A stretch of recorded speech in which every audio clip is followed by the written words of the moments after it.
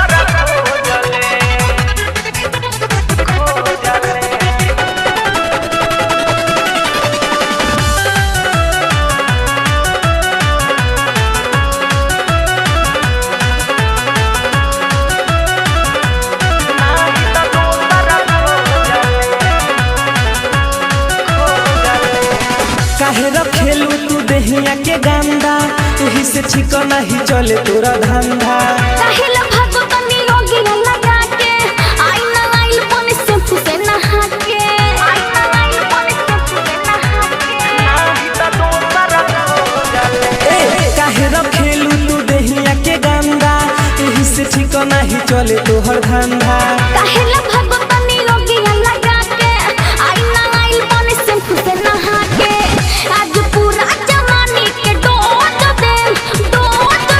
अरे डोज दे रे छिलके आइबे तर हो जले नाही त दोसर खो जले भाव से देबे तर हो जले नाही त दोसर खो जले नाही त दोसर हो जाले नाही त दोसर हो जाले स्टूडियो पाठक मार्केट अंबाला चौक सीवा घाट नाही त दोसर हो जाले चुनचुन कुमार यादव ऑफिशियल देखी के तोहरा जंगल झार हो सुन करे जा हमर बथे का पार हो लागत मन राउर भर गइल बाटे नजर में दोसर कोई पर गइल बाटे नजर में दोसर कोई पर गइल बाटे नाही त दोसर हो जाले ए देखी के तोहारे जंगल झार हो सुन ये जाने हमर बथे का पार हो लागत मन राउर भर गइल बाटे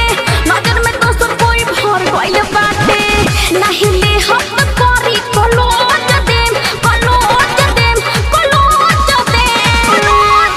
रे छिलके आइबे तर हो जले नाही त दोसर खो जले भाव से देबे तर हो जले नाही त दोसर खो जले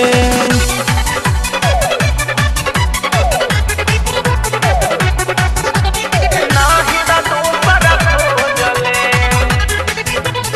हो जाले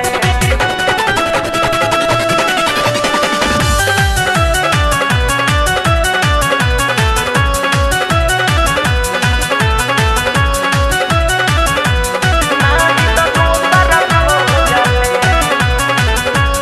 हो जाले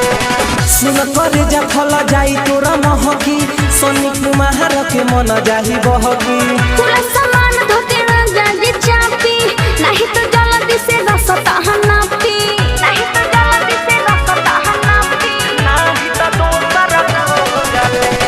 सुन करे जा फल जाई तोरा महकी अंसुए के जी के मन जाही बहकी पूरा सामान धोके न जाजी चापी नहीं तो जल्दी से रसता हनापी ना तो बंदूक में गोली हम पोछ दे अरे पोछ दे रे छिलके आइबे तर हो जले भाव से देबे तो रोजलेम नाही त दोसर खोजलेम। बुझल? चुन चुन कुमार यादव ऑफिशियल, मरवा पाकर।